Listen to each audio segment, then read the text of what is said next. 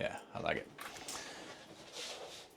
Hey, what's up, guys? We're here again. It is fall. Tomorrow is Thanksgiving, and it has been an absolute crazy season for me. I appreciate you guys bearing with me because Guns and Cameras has kind of had to take a back burner, as you probably noticed, or maybe you haven't. I don't know. But it has been a crazy season for me. If you want to see some of the work I've been doing, go check out Credova USA on Instagram. Also check out 117 Media, or check out my Instagram. It's 1156_productions. You can find some of the work I've been doing there as well if you're curious. But right now, up on the screens behind me, this is where I do most of my editing in my basement, is this week's episode of Guns and Cameras, and we have an absolute rock star of a guest. This man is an expert backcountry hunter, outdoorsman extraordinaire. He is a professional marketer. He has been featured on season 1 of Fox's Extracted. Pretty neat stuff, and he has a lot of great stories and a lot of great marketing information in this episode as well, and I can't wait to share it with you. So while I get back to working on this episode, you guys get into it. Shooters, are you ready? Stand by.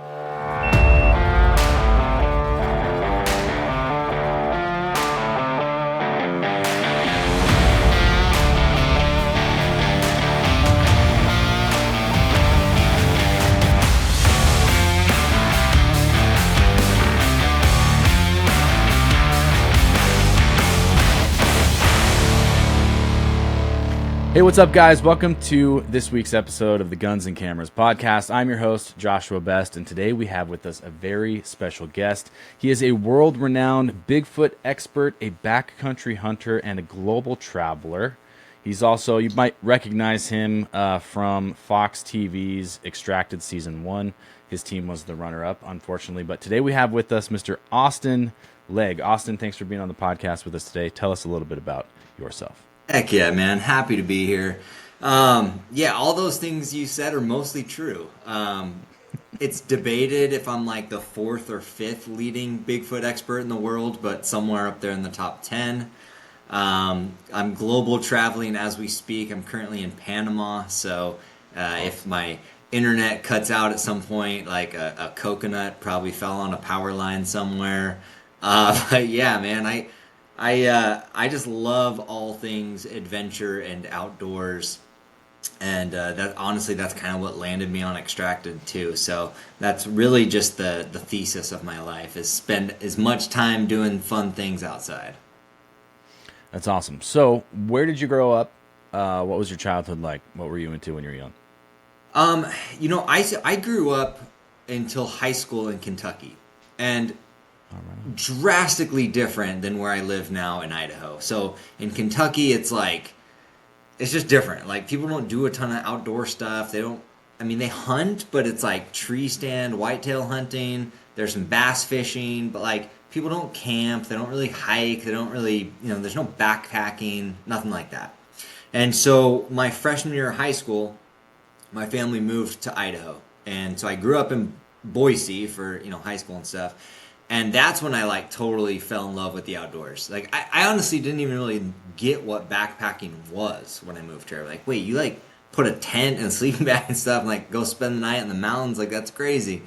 And so I really had to kind of learn at a little bit older age how all this stuff worked, right? And so I started hunting and fishing and backpacking and camping, and really just fell in love with it at 14, 15, 16 years old.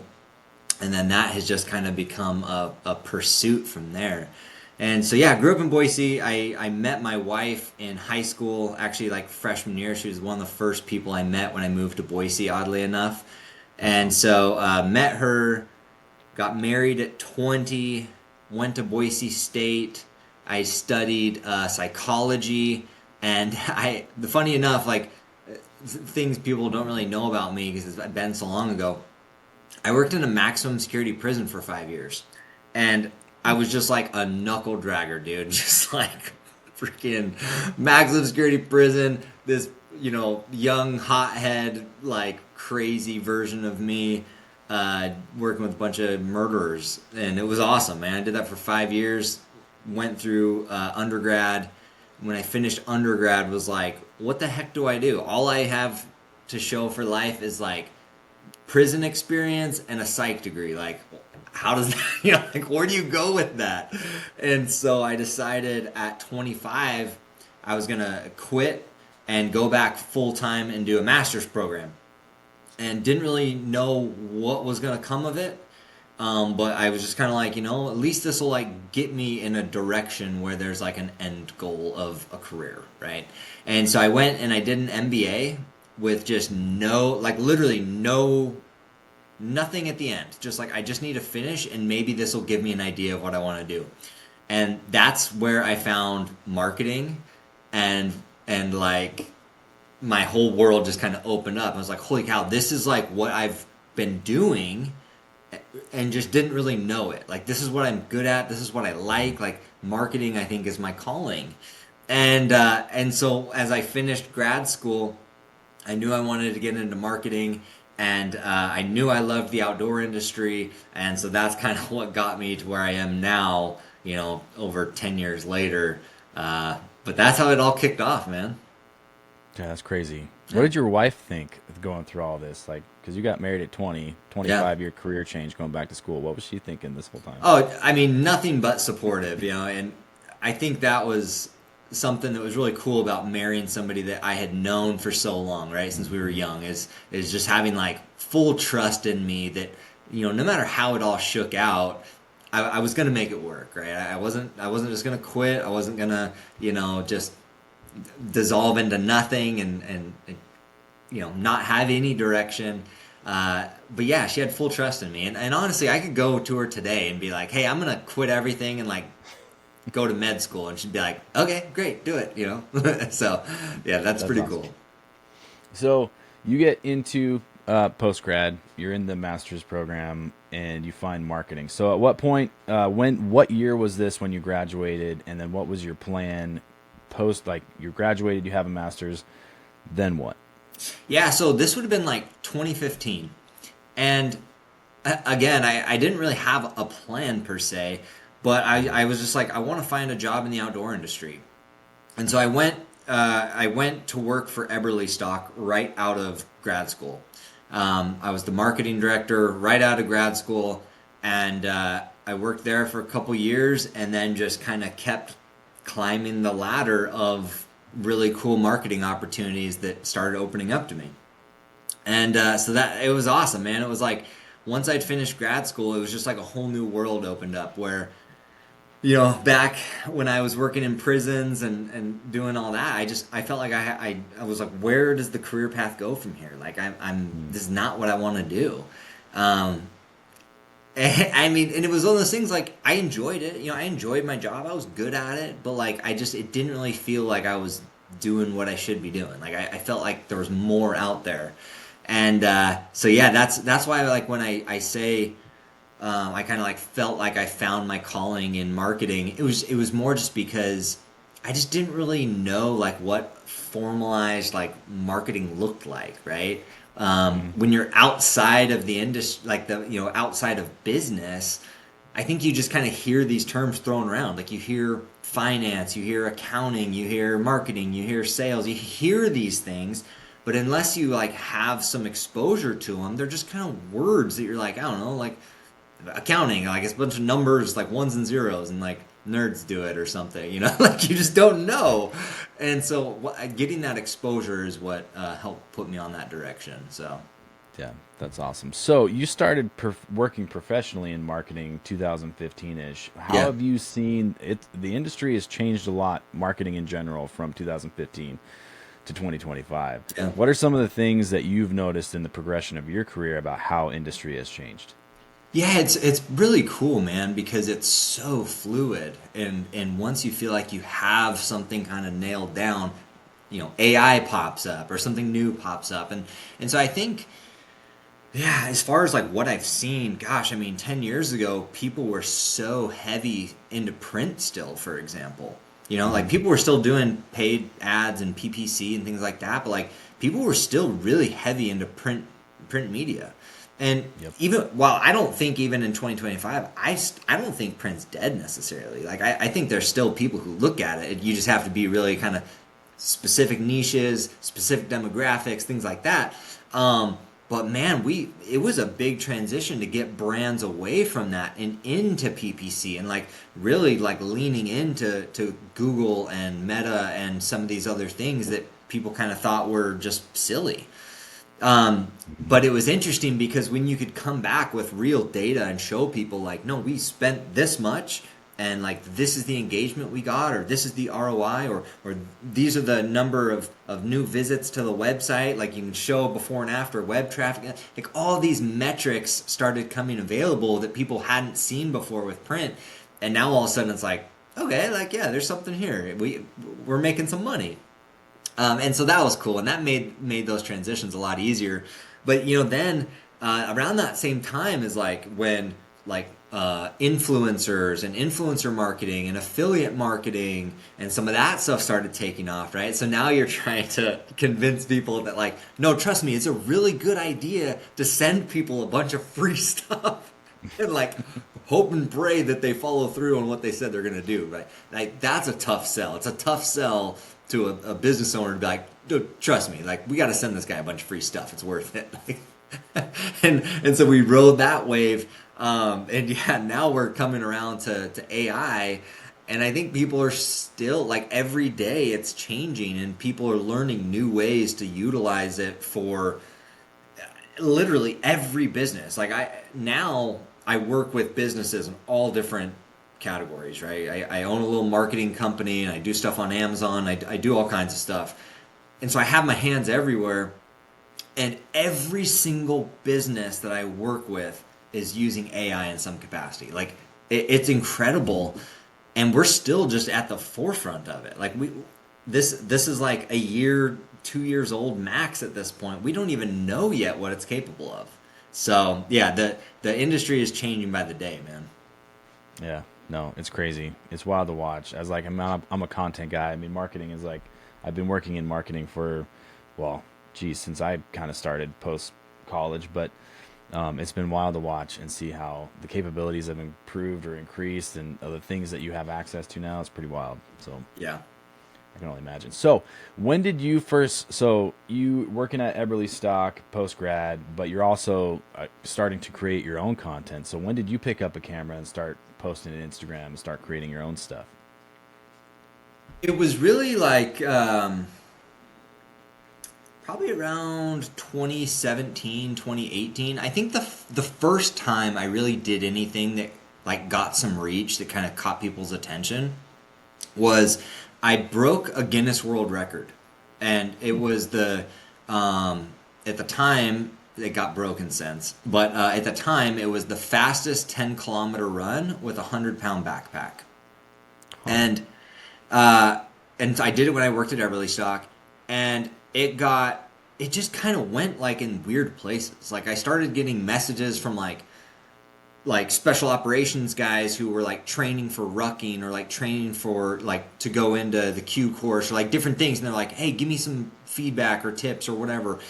And then like that started getting around, and so I started doing like videos and podcasts and like all kinds of stuff that wasn't even on my radar, right? And so that was kind of the first exposure I had to something like that I kind of put out that started going places that people saw. And so it was probably around then. So that would have been like 2017, 2018 is when I kind of started getting a little more serious about like, yeah, okay, like I could put stuff out that I enjoy doing, but also people want to watch, or people want to see, or people want to do. And I by no means think I'm a great content creator. Like I would not put that on myself. But I did realize like, people want to see stuff and get inspired by stuff. Mm-hmm. And I think that's really what got me excited about it. So like the first camera I ever bought, I think, was like a Sony A5000, just like that cheap little, pocket camera. Mm-hmm. And I was like, yeah, I'll just see what I can do with this. And so I started taking that on hunts, and started taking it on hikes and backpacking, and just kind of started taking it with me all the time.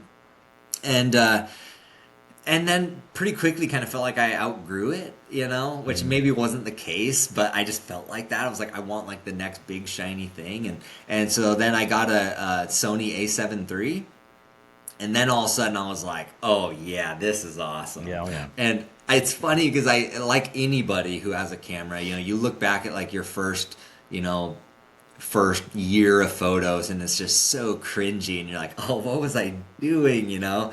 And then you just kind of see this progression and it's so fun to look back on. And so yeah, man, it definitely it's never for me been about money. It's never really been about like going viral or being famous or anything like that. It was more just like I just want to do really cool stuff and just share it with people along the way and try and inspire people to do cool stuff too. Like that that was kind of the thesis of everything I did. Dude, that's awesome. So where did the travel bug come from? Because you've been all over the place. When did that start? Yeah. Funny enough, like I never got to travel when I was a kid. Like we didn't have a lot of money. We couldn't afford it. I'd never been anywhere. And then my freshman year of college, I took an anthropology class. Anthropology to me is like one of the most boring subjects ever. But in this in this intro class, it was all about like understanding how, you know, in modern society, I have an iPhone, but there's still people who are like hunter gatherer tribes in the Amazon, or there's still, you know, people in Africa like that are hunter gatherer tribes, right? And so it's like, how do we live in the same society with like such drastically different cultures? And I remember sitting there and just being like, I had no idea. Like I kind of knew from like movies and stuff. Like I have no idea what's going on outside of the United States. Like I have no idea what's really going on outside of Idaho. Like this is crazy. Mm-hmm. And so literally, this is gonna sound like a joke, but I kid you not. It was like 2 weeks into this anthropology class. I'm sitting in class and I'm like, I'm out of here. Like I'm gonna drop out of school and I'm gonna go see the world. Like I'm out of here. And I start mapping out a route. Now this is keep in mind this is like like before this is like 2010 no, this would have been like 2009. So this is like before like Instagram wasn't a thing. It might have been, but it was like mainly Facebook.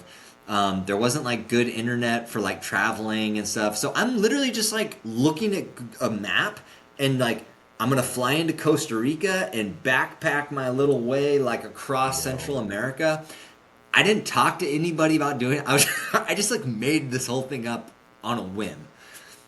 We and my wife and I get married, and I'm like, hey, what do you say we drop out of school and go backpack Central America? And she's like, I'm in.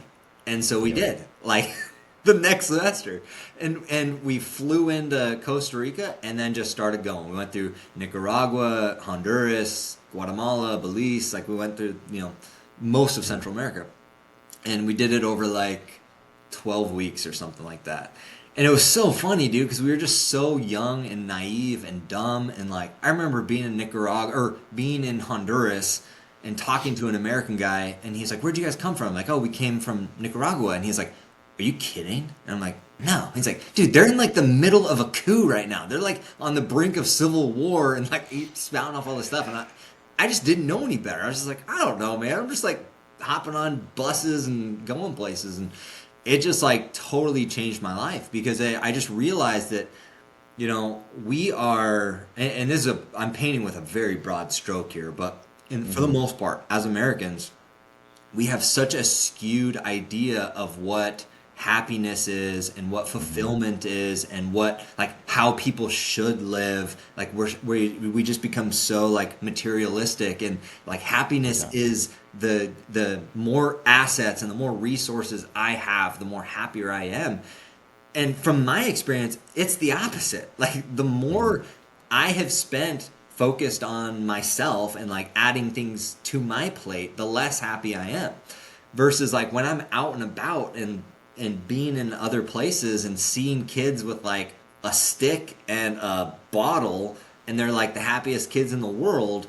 It's really just changed my perspective. And so when we started having kids, we said like we are going to take our kids to other places and let them see other cultures and, you know, raise them so they can understand how fortunate they are to grow up in America, but also like give them the perspective that it's not just all about, you know, kind of give them a bigger perspective on the purpose It's of not all what this about them. was. Yeah. Dude, I can relate. We're trying to do the same thing with our kids. We haven't, recently, I'm from Canada. I grew up in BC. So we recently got our kids up north of the border, and did some adventuring up there. But our goal, yeah, like for us as parents, one of the big priorities for us is trying to provide a childhood that's screen free and being outside and doing a lot more, again, realizing that there's a lot more to the world than just entertainment. And then Yeah. hopefully trying to not create little narcissists, Yeah. But dude, that's awesome. I love that. Yeah. Travel is, that's one thing that I want to do more. I have not yet to date crossed an ocean, but it's on my to-do list for sure. So Yeah. Yeah. that's awesome. We took our first big travel trip was to Egypt with the kids. And man, it's just so funny because so many people were like, "You're making a huge mistake. Like, it's not going to be safe. They're not going to have fun. That blah blah blah blah blah blah." And I'd been there previously, and so I was like, I had zero concern. I was like, "No, it's going to be awesome. They're going to love it." But there was just so many naysayers about it, right? And Yep. so I take the kids, and we went to Egypt, and then we went to Turkey in that trip, and we come back, and sure enough, in this school year, one of my kids was studying ancient Egypt in his class, and the other one was studying, as part of his study, was studying the Byzantine Empire. And so the one who did ancient Egypt, everything he learned, he was like, Dad, it was so cool because while they were talking about King Tut, I was like, I've been in his tomb. I've seen his body. I've been to Valley of the Kings. And Dude. same thing, the other one, when they're talking about Byzantine Empire, was like, I've been to the Hagia Sophia. Like, we walked the streets of Istanbul. And so you just see like that excitement and that spark in the kids of like, now they're starting to put together like, oh, like it's all coming full circle of the moment of like, okay, history, and then seeing it and putting it together. And that's the stuff to kids that is just so invaluable. And me as a dad, I just feel so strongly like that responsibility falls on me as a parent. It doesn't fall on the teachers. It doesn't fall on, the stuff the media they consume. Like, that's my responsibility. And I get that, like, not everybody has the means to be able to do that for their kids, but maybe not on that scale, but like, get them outside. Like, maybe if the best you can do is just getting your kids out in nature, in the mountains, and show them the birds, show them the fish, show them the animals, show them like how an ecosystem works, how rain comes here, fills this lake into this river, there's the ocean. Like, show them the map. Like, I just feel like we can, as fathers and families, we can do so much more for our kids. And to me, that's just the whole purpose of all of it. Like, that's the whole purpose of what I'm doing here. 100%. I agree with you 100%. We try to do that as much as we can.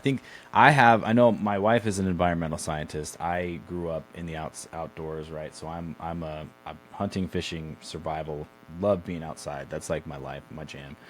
And so, but I'm a naturally curious person, and I like knowing things, right? So a lot of research goes into understanding our history, right? Geography, all that stuff. It's fascinating to me. And what we try to do with our kids is, again, like you were saying, it's one thing to teach them out of a book and be like, this is the way the world is. It's another thing to be like, let's teach you out of a book and then reinforce it by actually going to the location, right? History, we got a lot, even just inside the continental United States. Oh. My wife and I recently went over to New Hampshire, and then we explored up into Boston, Massachusetts, and we're going to hit some of these historic places. And I'm like, oh my gosh, history comes way more alive when you can go to the place and be like, that's where it happened. Mm-hmm. Right? And then even like ancient history, when you start getting out into Europe and then Middle East and then all that stuff, Asia, it's like, whoa. Yeah, it makes it way more relevant when you're like, this stuff actually happened, and here's the proof because you're standing on the location where it happened. Yeah, very cool. I'm stoked that you do that. And I think the other thing it does is it makes you realize that predominantly people are really nice. Outside of your neighborhood, outside of your community, outside of your state, outside of your country, like, people are generally really, really nice. Everywhere I've been, people have been so kind, so respectful. Dude, I've been to probably, like, I don't even know. I'd have to count. I've been to a lot of places. And I've never once had a bad experience. One time I had to pay off a bribe. Outside of that, everybody's been really, really nice. And so on that topic, yeah. The one time you had to pay off a bribe, let's just kind of unpack that story a little bit. So what happened there? Yeah, one time, it's so random. One time I had I to was pay off a with bribe, but it's no big deal. But at the yeah. time it didn't seem like that big a deal.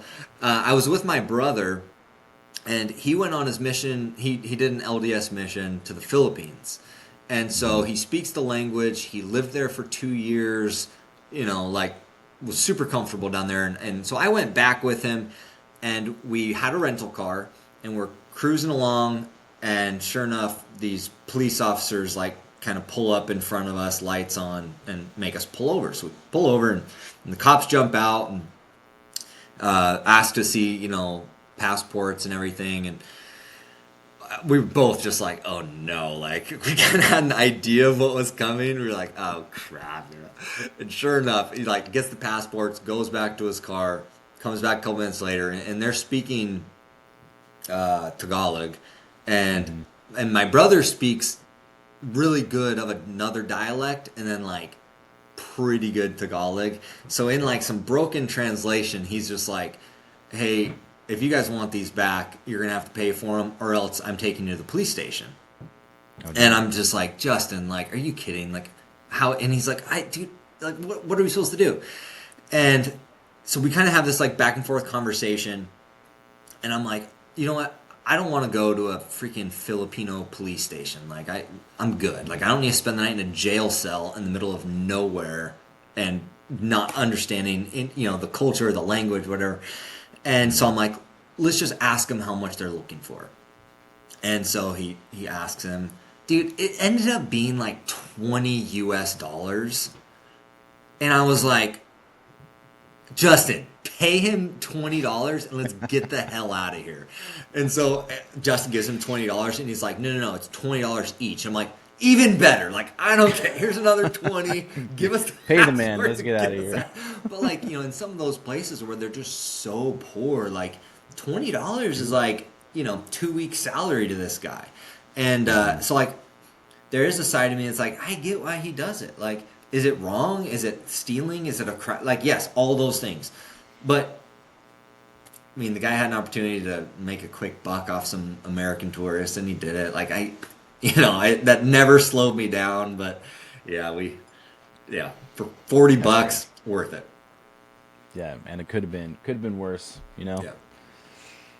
But hey, you got to do what you got to do. Yeah. So, bringing it back stateside a little bit, hunting and fishing and all that stuff. So, you moved from Kentucky. It sounds like you had some exposure to Yeah. the outdoors in Kentucky, but you get to Boise and then you go full throttle into backpacking, hunting, and all that stuff. Yeah. What was some of your first experiences with like? Did you start with bow? Did you start with rifle? Like when did the 2-way and kind of the gun stuff start to come into your life? Yeah, when I started hunting, it was primarily bow hunting. And Hmm. then after a couple years was kind of like when I started bow hunting, this would have been like probably around 17, I think was my first bow hunt. Hmm. Didn't have any success for the first couple years, and decided like, you know what, I need to pick up a gun because I need to improve my odds to like, fill my first tag, right? Hmm. And I had this. My thought at the time was like, if I can just get really good at like the finding animals, finding good areas to hunt, closing the distance, making good shots. Like if I can get all those things, check those boxes, get good at that, then like down the road I'll start focusing on, honing a craft into like bow hunting and everything else. Hmm. Didn't turn out like that. It was it was so I switched to a rifle. I filled my first tag. I killed a mule deer and was just like, okay, this is awesome. Like I had so much fun, and I've picked up a bow a handful of times since then, but I've predominantly 98% of the time have rifle hunted since that first tag got filled, Hmm. and and so that really is kind of like the first exposure I had into the gun community. It was just like the bolt action 270. And Hmm. I remember from there I went over to when I worked for the Department of Correction. I wanted to work on there's a tactical team out there that like serves as like the SWAT team for all the prison facilities, and I really wanted to do that. And one of the requirements was, there's a rifle, like an AR rifle qualifier, and then a pistol qualifier. There was also a shotgun qualifier, but I'd done some bird hunting, so I was like, I'll be fine on the shotgun. But man, I'd never shot a pistol before. Like I'd zero formal pistol training, like never. And so we shot the Glock 22, right, the 40 cal. And so I was like, okay, I'll figure this out. So I went and just bought an old like police, trade-in one for like $200. And it was like the sight was crooked and it was all just jacked up. And I went out to the range my first time. Again, no training, no idea what I was doing. And I was just like just like all over the place. Like didn't hit a single thing. And I was like, oh boy, like I got some work to do. And so just started shooting a lot, watching a lot of videos, like started talking to guys, getting some like actual formal training. And, it doesn't take much is like, I should back that statement up. It doesn't take much to go from horrendous to decent, right? So like my groups went from not even like hitting cardboard to now all of a sudden it's like, okay, we're on paper. Now we're like, okay, we're in the A zone, like it doesn't take much. It takes a lot to get to like that top level, right? To get to like where you're like, consistently shooting like this. But it doesn't take much to start, getting some decent groups. And so I was able to do that. And then same thing with the rifle, like never shot an AR before, no idea how it worked. And like, holy cow, I have this, training course coming up in like 6 months. I better figure out how this thing works. And so, yeah, that was my exposure, man. It was really because I wanted a job and had to like force myself to learn how to do it. And so, yeah, that was it. Sweet. So you got some training, and that was kind of back when you were working in law enforcement a little bit. When did you start kind of combining the idea that, hey, I can create content with, because I think there is, again, going back to marketing and stuff, right, where you kind of connect the dots where it's like, hey, I'm actually going to start shooting content with, with guns in it, with hunting stuff in it, and then kind of building a platform. When did that was that kind of happening all at the same time, or was there like a moment where you're like, hey, I'm going to start making content with this stuff?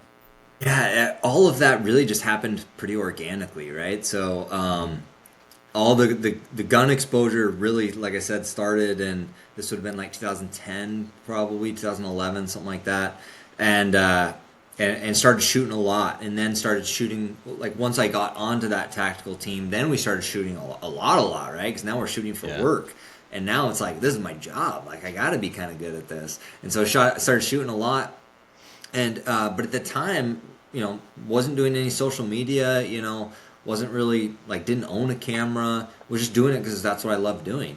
And it wasn't until a lot later, it wasn't until 2018, 2019 where I started having fun with social media and like the idea of creating content like we talked about. And that's when it was like, okay, if I'm going to make content, I don't want to just do stuff because people want like this is a sidetrack, but this is something that I always get confused with. I always see people say, like, ask their followers, what do you want to see more of? Do you want to see this, and that? And they'll, like, have a poll out.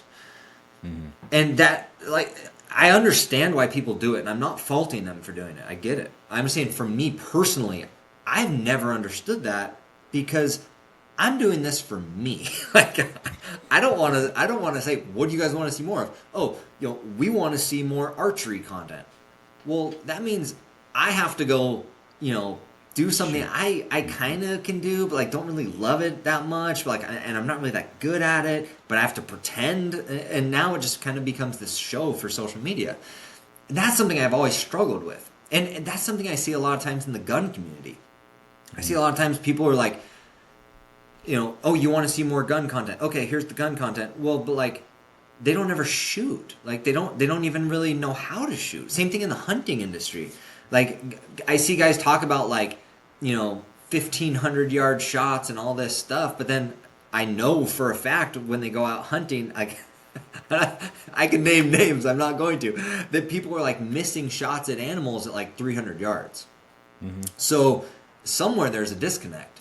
And so as far as like how I decided to start making content, blending that together, man, it just kind of happened organically. It was like once I got a camera, it was like I'm just gonna keep doing the things I like doing: guns, Yeah. hunting, traveling. That's it. And as far as like what people want to see, if they want to follow along with that, fantastic. If they don't, like I don't care.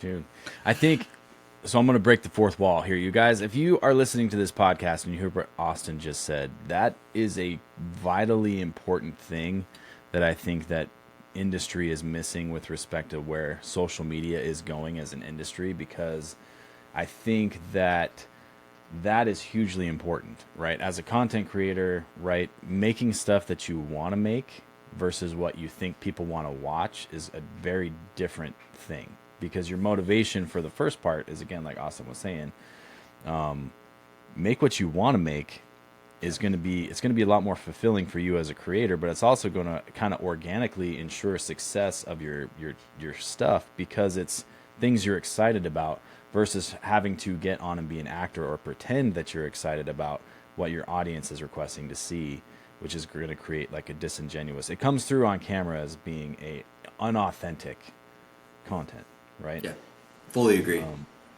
Yeah, and that's huge. Like, I agree. Like, I've almost made the mistake of doing that, of saying, what is it that people want to watch? And I'm like, but again, ask, like, if they come back and say, hey, we want to see this, it's like, well, I'm not an expert in that, and I don't really want to create that kind of stuff. So it's better to just kind of steer your own ship with respect to your own content. Yeah. Dude, the number of brands and people that I've just been like, hey, you're like, what you guys do is super rad. It's just not super rad to me. You know, like, no offense, it's just not my thing.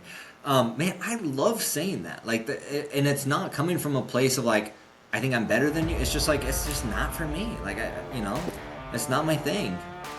And that's a great position to be in. Hey, what's up, guys? We are halfway through this week's episode of Guns and Cameras featuring Austin Legg, and that means it's time for me to tell you it's been brought to you by 1156 Productions and by Tokens of Valor. Tokens of Valor is my boutique ballistic jewelry company where I take ballistic components like copper and brass and I combine them with sterling silver to create one-of-a-kind, hand-forged, wearable works of art. It's holiday season coming up, so if you want something made for you or for somebody special, be sure to find me on Instagram at Tokens of Valor, send me a DM, and we'll get something started for you. Also, you guys, fun fact, Guns and Cameras has a website. It's gunsandcameras.io, everything related to what's happening in the Guns and Cameras world, as well as some merchandise. We're talking stickers, patches, t-shirts, hoodies, the works are all out there on that website. If you buy something, thank you. All the proceeds just go to helping make this dream more of reality. You guys, also, Guns and Camera Awards is coming up. It is almost December, and then at the end of December is when we're going to have the award show. I think we're going to have to pivot a little bit with the GCAs this year because we haven't had a lot of submissions, and I haven't had time to promote it, so we're going to have to try to figure something out because I have 130 of these amazing challenge coins that I want to give out to you guys because we have some amazing talent in our industry and you guys deserved to be recognized and celebrated. So we got to figure something out with that. But stay tuned for more on that. We're going to figure that out. It's been awesome chatting with Austin on this last episode, and there's a lot of great more information coming up in the second half of the episode. So I'm going to get back to finishing the edit. You guys enjoy the rest of this week's episode of Guns and Cameras. Yeah, and I think that that is why genres exist. I was talking to my wife the other day about kind of just how all of, it's like there isn't a clear separation of genre anymore in a lot of content because they're trying to check all the boxes. They're trying to appease a little bit of every type of audience instead of just saying, hey, this is strictly action. And if you like action, you watch this movie. If you don't like it, then it's not for you, right? And I think that that's something that is important because, again, going back to how marketing has changed, I think that digital marketers now are trying to create content or advertising campaigns that hits as big of an audience as possible. Yep. They're like, more sales, more sales, more sales, which, yes, from like a success standpoint, if you want to make more sales, great. But what if your product is really only meant to apply to a niche market, right? So I think that is something that for me as a content creator and a marketer has been kind of Like, I want to build brands. I love brand building. It's one of my favorite things. But I don't want to build brands that are going to sacrifice brand integrity and equity for just to appeal to a broader audience, right? It's like, this is who this is made for, and this is the market I want to hit. And if I can achieve hitting that market, great. That's what that brand is supposed to do. So I'm curious to see how things unfold as we continue going with our, again, going back to the United States being a consumer country. Like, consumerism is a big thing for us. I'm excited to see kind of how things change, because I think we might see a return to boutique brands. I think so. Pretty quick. I actually agree with that. One thing that I think is not mentioned enough is, if you, and this is just my opinion, but if you can successfully market a company specifically in the gun industry and grow a company in the gun industry and like grow year over year, not just be like a flash in the pan, I think that is one of the absolute hardest industries to do it in. And if you can do it in the gun industry, you can realistically probably do it anywhere.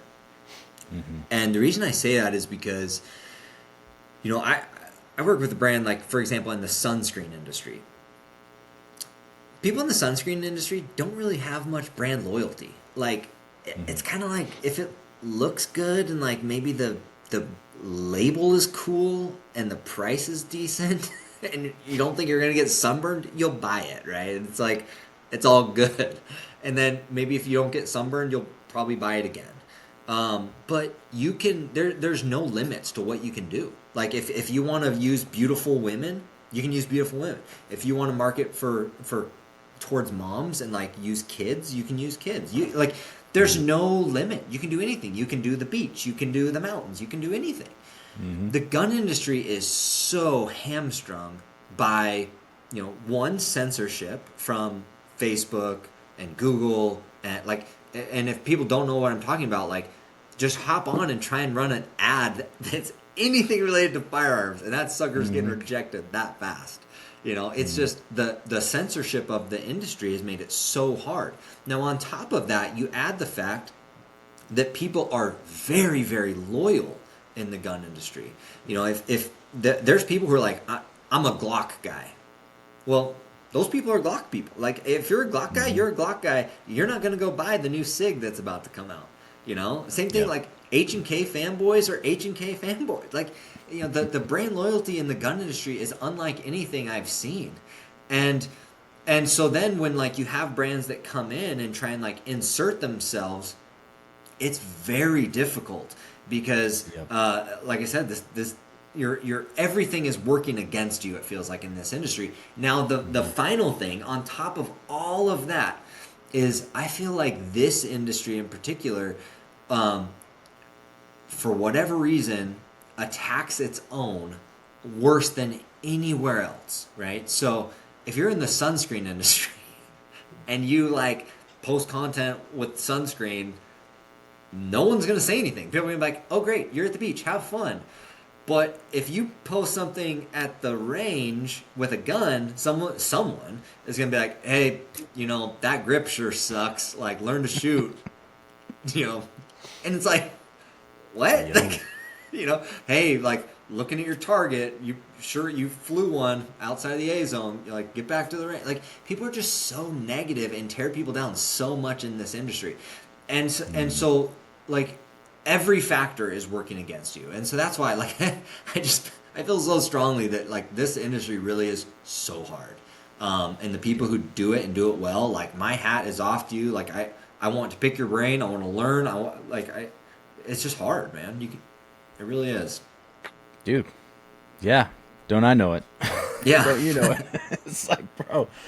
Yeah, it's really hard. That's I think there's a lot of guys in our industry. Like, I've been saying this for forever on this podcast. I mean, part of the reason why this podcast exists is to celebrate the creatives and the people that we have working in this industry because of the censorship. Like, I think we have some of the most wickedly talented creators and marketers that, if they only realized, again, because they're in this niche and they're grinding up against this brick wall 24/7 trying to push things through, that if they realized, hey, if I get outside of this niche, and applied the same amount of effort, it would be like it would probably feel a heck of a lot easier.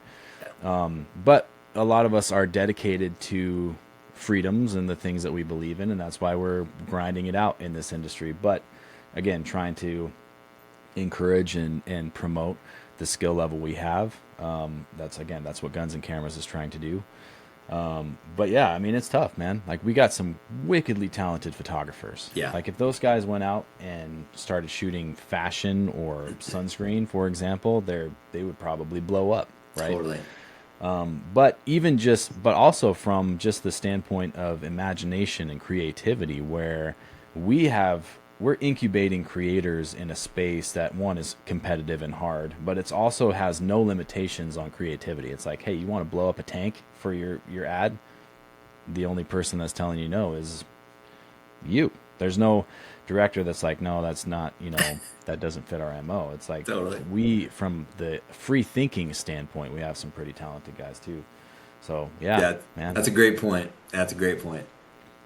So I want to get into a little bit of the extracted stuff. So how did that happen? How do you go from, social media influencer type, marketing, to all of a sudden you're on a Fox TV show? Man, I don't think people believe me when I say this, but this is truly a case of just being in the right place at the right time. So one day I'm like looking at my DMs, and I never look. You know how there's like it's like primary in Instagram. It's like primary, general, and then there's like a request section. I never look in the requests because it's 99.9% like trash and porn, right? So I stay out of there. One day I'm looking at my DMs and I have this thought like, you should look at the requests. And I'm like, no. And I'm like, no, you should look at the requests. So sure enough, I'm clicking the requests. Scrolling through, I'm like, no. And I see this one, and the first line, all I can see is like, hi, Austin, I'd really like to have a conversation about, and it was like, I think it was like, I'd really like having a conversation about this opportunity or something like that. And for some reason, I was like, you know what, this just doesn't look like the typical, like, Nigerian king scam, so like, I'll try it. Click on it and read the text. And it's like, we found you on social media. We like what you do. We want to know if you'd be interested in like trying to cast for this upcoming reality show. Huh. And I was like, this is a scam. Like, this is a scam if I've ever seen one. But my curiosity got the better of me, and I was like, I'll at least like look this lady up who sent me this DM and just see. And so sure enough, I look her up and like I find the casting agency she works with. I find her and I find the show, and so I'm like, there's enough here that it feels legit. She didn't ask for any personal information. All she said was like, can we hop on a quick phone call? And so I'm kind of like, you know what, like, what's the worst that could happen from a phone call? So I do the phone call, and sure enough, like, I'm still thinking it's a scam, and it just kind of like starts picking up momentum, and I have in my head like, I will take this as far as it goes until they start asking for like personal thing, and until it gets too weird and I get like the icky feeling, then I'm out. Mm-hmm. Sure enough, man, one interview led to another and another and another, and all of a sudden they're like, hey, we want you to put a team together and then interview with like the next group of people. So in these interviews, you kind of like, you interview with like an associate casting director, and you might do that a couple times, and then you interview with like a main casting director, and then you interview, and they just kind of keep pushing you along this pipeline. And so we had done probably 15 interviews, and Dang. All along the way, I'm like, it's a scam, and then I get like halfway through, I'm like, this might not be a scam, and then it's like, hey, we want you to interview with like these people at Fox, and these people at Sony, and these people, and I'm like, I think this is the real thing, guys. This might actually happen. And so yeah, sure enough, this all was taking place in like the spring. So this would have been spring of 24. And they didn't tell us when, they didn't tell us where we were going, they wouldn't tell us anything about the show. They just kept saying, it's season 1 of a survival related show on a major network. Like, that was all they kept saying. We're like, what? And it wasn't until like right at the end, it was like, okay, it's Fox. Like we found out it was Fox, and then they gave us the dates. So we left like end of August. I think we ended up getting the dates they want us to leave like the first week of August. So then it was like scrambling, trying to like get life and work and everything arranged. How long are we going to be gone? Well, that depends. Like you might be gone for a day, or you might be gone until it's over. Well, where are we going? Oh, we can't tell you, right? So it was so incredibly stressful, dude. It was like 2 days before we left. They're like, here's your packing list. Like 2 days. So then it's just this like scramble of like, gotta find all the stuff we need. Still not knowing where we're going. But then about probably 24 hours before we were leaving, I got my flight info and it said, Vancouver International Airport. And I'm like, we're going to Canada. This is great, And so it was, when I say it was stressful, people kind of are like, how stressful can it be? Well, it's stressful when you have like 4 kids and a wife and all, all this life that you're trying to arrange. And there's there's no cell phones, there's no contact with the outside world this entire time once you leave, and so you're really trying to arrange a lot of things in a very short amount of time. Well, and it sounds like with very limited information. I mean, did you know what the possible payoff might be, or what the Yeah, like? we did. That was one thing they did tell us. They gave us a stipend for being there. So like every week that you're there, you'll get paid a certain amount, and then if you guys win, you'll win this grand prize. So we did know there was money involved. But yeah, like we didn't know the name of the show. We didn't know details. Like initially when we found out it was a survival show and we were getting cast for it, initially they were like, Austin, you're the outdoor guy, like we want you to be the one who goes out in the wild. And then as we start doing more and more interviews, they were like, okay, Austin, like we think you probably have too much experience, but Jake, You have an unfair advantage. with my brother Jake, they like made us do this thing where they were like, rate your hunting skills 0 to 10. And I'm just like 10. Rate your fishing skills 0 to 10. And I'm like 10. I'm just like going through the questionnaire, just like 10, 10, 10, 10. Jake's like hunting, 2, fishing, 2.5, And so we get to the end of the questionnaire and they're just like, Jake's our guy. And I'm like, whoa, whoa, whoa, like what? Jake is our guy. And so people have been asking like, well, why didn't you guys get more prepared? And like, why didn't people learn how to do this? There wasn't much to prepare for because we didn't know anything. Like we didn't even know where we were going till like the day before. So like, do you plan for being in the desert? Do you plan for being on an island? Do you plan for being in the snow? Like you have no idea. So it was hard to prepare for that. And then once we got there, we had about 10 days in a hotel room where we were sequestered. And during that 10 days, we still didn't know anything. And then all of a sudden it was like, hey, tomorrow we're going, like tomorrow's go live. Still don't know anything, right? And so on the go live day, we hop into this, Land Rover Defender. We're blindfolded and they drive us out. Still don't know what's going on. And they're just like, okay, get out. And still don't know what's going on. Like literally, like no idea So what's you going you on. don't know the rules of the game. No. You don't know anything at this point. Nothing, right? Wow. And so you take the blindfold off, get out, and there's a producer there, and there's like, hey, like go stand over there, and it's like okay, and like there's no one else around, but there's like 40 cameras, cameras all the way around, and you're just like, what is going on? And so we walk out. And as we walk out, I look over and I see a helicopter pad. And I'm just like, no freaking way, dude. And sure enough, all of a sudden you hear this like, boom, boom, boom, boom, boom, boom. And this helicopter just flies right over top, lands. Whoa. And as it lands, the producer, or this lady comes out and she grabs my brother Jake and she's like, you're coming with me. And we're all just like, like, bye, good luck, don't die, see you later. And all that like is in the episode, and that's all real. Like we're learning in real time what's happening, and so Jake just gets whisked away. He goes out in the wilderness, and then Justin and I go into HQ, and still like there is no orientation, there's no rules meeting, there's no safety brief. It was literally like, it's go, and here Dang, you no are, kidding. figure it Wow. out. That's crazy. Well, and I imagine season one of a show has got to be different, right? Because I think back to like the Alone days when History Channel started rolling that show out. Like season one, those guys didn't know what they were in for, and then now you're like, it's like now all these seasons later, contestants know they're like, I'm putting on as much weight as I can because Yeah. they know they're gonna need it. So they start gaming the system. It's like how Survivor went from like a Survivor show to all of a sudden like more of a like social experiment, like psychology.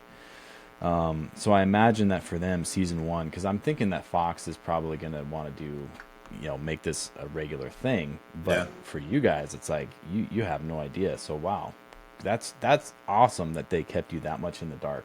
Yeah, yeah, it was pretty cool. That's crazy. And I agree. Yeah, they're casting for season 2 right now, and I just expect every season to hopefully get better because they learned from all the mistakes and things that we could have done better. Would you go back and do it again? Because I know sometimes they're like, hey, you're the runner up. They might do like a best of or something. Would if they approached you and said you want to go again? Would you say yes? Probably not. Uh, and the reason I say it, I don't know for sure. Probably not though, because the reason I really did it was it just sounded like such an interesting, like awesome experience, right? It was just different. It was just different to have someone be like, "We want to cast you for this survival reality show." Like that doesn't happen every day, right? No. Well, now that I've done it, I don't know if have the need to go do it again. Like I had to sacrifice a lot, right? A lot of time from the Hmm. family, time from work, time like I had to sacrifice a lot. So I just don't know. It was fun. I'm glad I did it. I don't know if I'd do it again Yeah, that makes sense, though. Yeah, right? Check that box. yeah, yeah. Have you had like since then, right? Has it been good for you for your brand personally? Like, have you had like has there been any kind of growth or momentum from being on a platform like that for you? Quite a few conversations kind of early on with some folks that were like, so like part of the contract you sign says that you can't do anything on TV for the next 12 months. Hmm. And I had some folks early on be like, "Hey, like as soon as that 12 months is up, like we have you like earmarked for some other projects." And I was kind of just like, "Okay, like whatever." And so that conversation happened a handful of times, and I don't know if that's just like lip service, people telling you what they think you want to hear. Like I have no idea. But I know that like I'm out. I can't do anything. I think it was 12 months from when it ends. So that's like I don't know 6 more months or I don't. I can't even remember when it ended. So I still got some time, and so we'll see, man. I'm just I don't know. I truthfully I went into this with zero expectations. I went into it with my only expectation was like I just want to have fun and like do something Hmm. crazy and just have a good time. That box is checked, right? It did those things, and so outside of that, like if nothing else comes of this, totally okay. Like doesn't hurt my feelings, and I think that's just like a lesson that I've had to learn through a lot of disappointment in life. But yeah, I definitely went into it with zero expectation. That's awesome. You guys had it pretty cush though. What's your brother think? Be like, yo, you guys, I had to be out there in the Dude, wilderness, he's so and y'all cool. are chilling But the back. funny thing is, he's even like, I would rather have been, my brother Jake, who was out in the woods, was the one who's always like, dude, you guys had it way worse than I did. He's Hmm. like, he loved the fact that he had nothing else to worry about other than just what he was doing, like his own Hmm. survival. We had to worry about him. We had to worry about each other. We had to worry about, you know, 11 other families in Hmm. HQ. We had to worry, like, we had all this stuff, just constant stress. And everything that we did was so picked apart by all the other eyeballs in the room. Like, oh, why did he say that? Why did he do that? What, and like, there was just so much tension all the time. And Yo, so that when Jake watches that back, he's just like, "You guys had it way worse than I did." dude, you You you know, made that psych degree pay off. it was, dude. There was so much behind the scenes. I wish they could have done a behind the scenes like episode or something because it. I think the one thing that show struggled with was, there's 12 families with 3 people in a family. So there's 36 people, and they're trying to like just jam all of that into like a 40-minute episode. And so the pacing early on was so fast. And it was like kind of hard to follow because they were jamming so much into every episode. And so I'm Yeah. hoping that's something that they do going forward, is like maybe less families or more episodes, or maybe a couple 2-hour episodes in there, because there was a lot of really cool stuff that happened both in the wild and at HQ that just didn't make it. That's crazy. Yeah. That sounds like a fun experience. That'd Yeah. be pretty cool. Yeah. It'd be pretty cool to be a part of something like that. Yeah. So what are you looking forward to coming up? You got that kind of done. You're taking some time off. You're doing some traveling. But what do you got coming through the pipeline that you're stoked about? I'm in Panama right now. I'm gonna go over and spend July in Colombia, and Nice. then I'm just gonna keep going and working on the road for a little while. Honestly, um, I've just kind of, yeah, I don't know, man. I'm like just enjoying doing something different, and Yeah. so I'm gonna do this for as long as I can, probably through a good part of August, and then when I go home, I think I'm just gonna reevaluate if I want to continue the trajectory I'm on of like Hmm. owning a home in Boise and keeping my kids in school in Boise and doing that, or if I want to do something different. And I'll tell you right now, I'm really enjoying. I think what I'm enjoying is I miss a lot of things about being in Idaho. I miss the mountains and the outdoors and guns and hunting and friends and family, all that. Um, but right now, I'm really enjoying that my phone doesn't go ring or text notification every 15 seconds. Um, Yeah. about probably 2 months ago, you know how on the iPhone there's like a focus option? Have you ever seen that? Where you can like Yeah. hit focus and there's like sleep focus, work focus, and you can change which notifications come through. Yep. I looked, I can't remember the exact number, but one day I was averaging like 400 something notifications a day and like 90 something pickups or whatever. And I was like, this is so outrageous. Like, not only am I Mm. not paying attention to like family and kids and like work and all these things, like, I'm not getting anything productive done because I'm spending so much time just like responding to people and things and phone calls, and so I just turned everything off. I just turned all notifications off, and just was like, I'll get back to people when I can get back to them. And if that takes Mm. 2 or 3 days, like, I'm sorry, but like, I hope it wasn't an emergency. And so I turned all notifications off, and almost instantly I was like, oh, like it was like a weight off of my chest. Yeah. And that's what I'm feeling right now. Right? It's like now when people know that I'm not available, like in at home, my phone's not ringing as much. The emails slow down. The text, the phone calls, everything is slowed down. And it's making me just so much more present in everything that I'm doing. It's making me just pay more attention to the things like right in front of me instead of like trying to kind of focus Yeah. elsewhere. And it's just made me so much happier, man. And so I don't know. I'm really going to spend the next, I think, 2 months trying to figure out if I want to do something different for a year or two. So we'll see.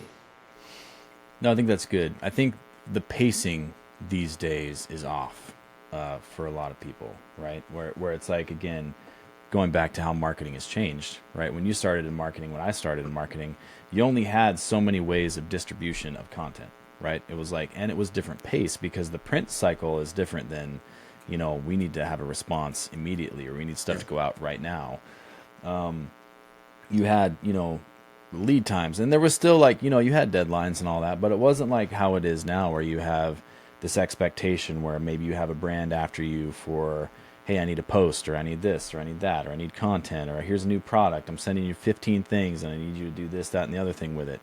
And then, that just compounds. And with social media, the demand is incessant, right? Digital marketers are like, those guys are, I would not want to necessarily be in that position again, because like, again, that they tell you, and I think this is why the content AI machine is kind of taken the bottom out of a lot of, for content creators recently, is that the demand never ends. They need like 6 to 12 to 50 new pieces of content every day to feed into the meta machine to be able to do A/B testing. And they're chewing up and spitting out content that's not performing, and they're in high demand for stuff that is. And so the pace is, it just never stops. Never stops. Right? The demand is always 24/365, right? Yep. 24/7, 365. So getting to a point where for you as a content creator, right, marketer, social media influencer, yeah, I mean, your phone's going to be ringing off the hook, especially if you're known to create content that is successful. So yeah, finding a way to unplug and disconnect, I think is huge, or at least coming back and setting like a really strict, like, I'm only working with X brands. This is what I'm available. Again, going back to this idea of boutique, like, I think content's going to do the same thing, where it's like, hey, I only make what I want to make when I want to make it. And if you're the guy that it's getting done for, that's awesome for you, but that's it. Right. Yeah, I get it. I don't like it. It drives me crazy. I tell my wife, I'm like, I'm so not I'm just grossed out by the level of consumerism that we have these days. And I don't want to, again, my craft, I'm a video photo guy, and I like telling stories, and I'm just kind of over 15-second cinema. Yeah. You know what I mean? And just creating these hooky ads. Like, I just let AI do that. AI yeah. Things. Yeah. Well, that's cool, man. I'm stoked for you. What are some, like, if you could give somebody some advice, let's say somebody's looking at getting started today, and maybe they just graduated with a psych degree, and they're like, what am I going to do with that? What would you tell people who are up and comers with the lessons you've learned? I think just a couple quick things. I think it's important to separate the people from the business, right? Mm-hmm. So what that means is, if you start working with a brand, the company has to do what's best for the brand. And that might mean after 2 months of working with you, they tell you, hey, sorry, but like, we're not going to work with you moving forward. That's a business decision. That doesn't mean they don't like you. It doesn't mean you did something wrong. It doesn't mean you should take it personally. Separate the people from the brand. Stay in contact with those people. Like, continue reaching out. Continue helping them when you can. Because that opportunity might come back around and represent itself.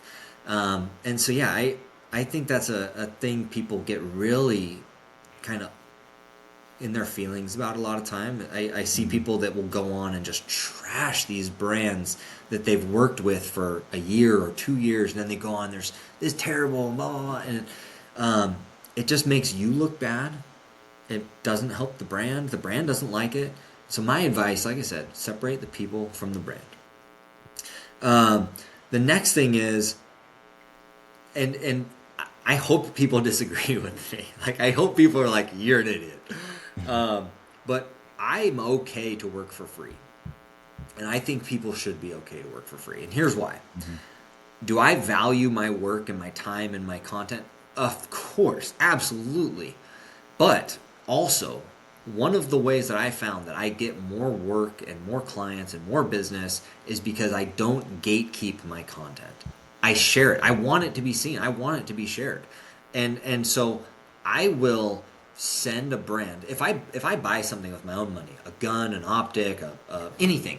If I buy something, I'll go out and just take pictures of me using it and enjoying it, and like authentically, right? I'm not just staging this. I'll take pictures of it.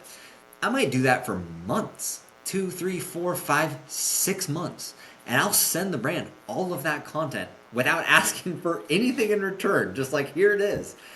And then you would be amazed after 4 or 5 months of that, when I stop, you'd be amazed at the number of brands who then come back and say, hey, we loved what you were doing. We loved the photos. We loved the videos. We loved whatever. Would you be willing to continue doing that for a fee? Yeah, I do that all the time. This is this is it. Here's the this is the package. There's the option. What sounds interesting to you? And I'm at the point now where like it's not really like a negotiation anymore. It's kind of like this is what I offer. And if that's too much money, tell me no. If it fits, tell me yes, and let's go. And it just has made things so easy. And so it's okay to work for free. It's okay. Like use that as an opportunity to get your foot in the door and meet people and meet brands, build a network, and if people like your work, they'll pay you for it. Yeah. So I think I'll start there. Separate people from the brand, and it's okay to work for free. Yeah, no, that's good advice. I think that's a good approach. I think that is something that's kind of refreshing because I know we have, again, going back to how marketing has changed, common theme, right, is we're going from, and in a lot of cases it's still this way, but there is this like professional world, like professional creative world clashing with like not amateur, but I don't know, it's like union versus non-union, right? Where if you're a union photographer, you operate by a certain like body of rules and regulations that say you can't do you can never do things for free because that violates everything we stand for, right? But as a non-union guy, it's like, hey, like I'm going to be taking the picture anyway, right? Because you like to take pictures and you have the product. So why not like get more eyes on it, right? Open source it. It's like, here's a photo. If you use it, great. If not, that's great too. And you just keep doing that because you like doing it for fun, going back to what you like doing anyway. And I think that there is a place for both, right? Because I've got professional photographers in my experience telling me one thing, and I've got, non-professional professionals saying the other thing. I'm like, I see both of it. Like they both have good strategies. It just depends on how you want to be recognized, right? 100%. And that's why I always say, like, I'm not necessarily telling everybody to do this because I know there's levels, and there's some people who are 10 levels above me who, you're right, like that's not what you should be doing, right? Jimmy Chin's one of my favorite photographers in the world. Jimmy Chin shouldn't be giving his photos away for free. Like I get it. But what it's allowed me to do is it's allowed me to have a constant pipeline of people who want to work with me. And I only have so much bandwidth, right? I can only work with so many.